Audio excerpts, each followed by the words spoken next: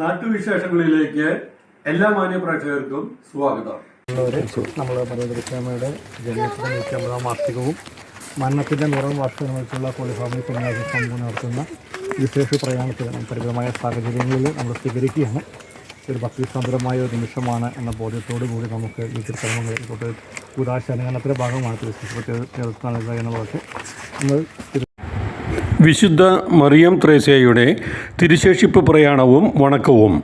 Malampuzha holy family സഭാസ്ഥാപകയായ വിശുദ്ധ മറിയം ത്രേസ്യയുടെ 150-ാം ജന്മദിനവും 100-ാം ചരമദിനവും അനുബന്ധിച്ച് സ്വർഗപ്രവേശന ശതാബ്ദിയുടെ ഭാഗമായി പാലക്കാട് മറിയൻ പ്രോവിൻസിലെ സിസ്റ്റേഴ്സിൻ്റെ നേതൃത്വത്തിൽ അകത്തേത്തറ സെൻറ്റ് തോമസ് അക്വീനാസ് ദേവാലയത്തിൽ തിരുശേഷിപ്പ് പ്രയാണവും വണക്കവും നടത്തി. ഫാദർ ജിതിനും പള്ളി കൈക്കാരൻ ജോസും ചേർന്ന വിശുദ്ധ മറിയം ത്രേസ്യയുടെ തിരുശേഷിപ്പും സ്വരൂപവും പള്ളി കവാടത്തിൽ നിന്നും സ്വീകരിച്ച് തുടർന്ന് പ്രദക്ഷിണമായി ദേവാലയത്തിൽ പ്രവേശിച്ച് ദിവ്യബലി നൊവേന ലതീഞ്ഞ് തിരുശേഷിപ്പ് വണക്കം നേർച്ച വിതരണം എന്നിവ ഉണ്ടായി. ഡോക്ടർ സിസ്റ്റർ റോസ് മാത്യു വിശുദ്ധ മറിയം ത്രേസ്യയുടെ ജീവചരിത്രം വിശദീകരിച്ചു. പാലക്കാട് രൂപതയിലെ എല്ലാ പള്ളികളിലേക്കും പ്രയാണം നടത്തുമെന്നും ഇപ്പോൾ ഒലവക്കോട് ഫൊറോനയിലാണ് പ്രയാണം നടത്തുന്നതെന്നും സിസ്റ്റേഴ്സ് പറഞ്ഞു.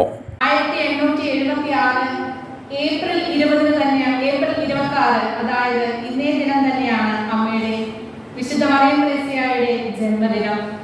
ഈ ദിനത്തിൽ നമുക്ക് ഒരുമിച്ച് കൂടുവാൻ ഇവിടെ ഈ ദേവാലയത്തിൽ ദൈവത്തിന്റെ സാന്നിധ്യത്തിൽ വിശുദ്ധയുടെ മാധ്യസ്ഥത്തിൽ സാമീപ്യത്തിൽ നമുക്ക് ഒരുമിച്ച് കൂടുവാനായിട്ട് ഇവിടെ പറ്റിയത് ഏറ്റവും വലിയ ഭാഗ്യമായി. ഇവിടെ നിന്ന് മറിയം ത്രേസ്യ അമ്മയെ കുറിച്ച് 2 വാക്ക് പറയുവാനും സാധിച്ചത് ഏറ്റവും ഭാഗ്യമായി ഞാൻ കാണുന്നു. പുത്തഞ്ചിറ ഗ്രാമത്തിലെ ഒരു കൊച്ചു ഗ്രാമത്തിൽ ജനിച്ച ഒരു വിനീതയായ പെൺകുട്ടിയായിരുന്നു വിശുദ്ധ മറിയം ത്രേസ്യ. തന്റെ ജീവിതം പൂർണ്ണമായ കർത്താവിനെ സമർപ്പിച്ച് യേശുവിന്റെ സ്നേഹത്താൽ അവിടുത്തെ സ്നേഹത്തിലായിരിക്കുവാൻ ഞാൻ അത്യധികമായി ക്ലേശിക്കുന്നു എന്ന് ഏറ്റു പറഞ്ഞുകൊണ്ട് തന്റെ ജീവിതം മുഴുവൻ തമ്പുരാന് വേണ്ടി തമ്പുരാന്റെ മക്കൾക്ക് വേണ്ടി ജീവിച്ച ഒരു ജീവിതമായിരുന്നു വിശുദ്ധ മറിയം ത്രേസ്യയുടേത്. വിശുദ്ധ മറിയം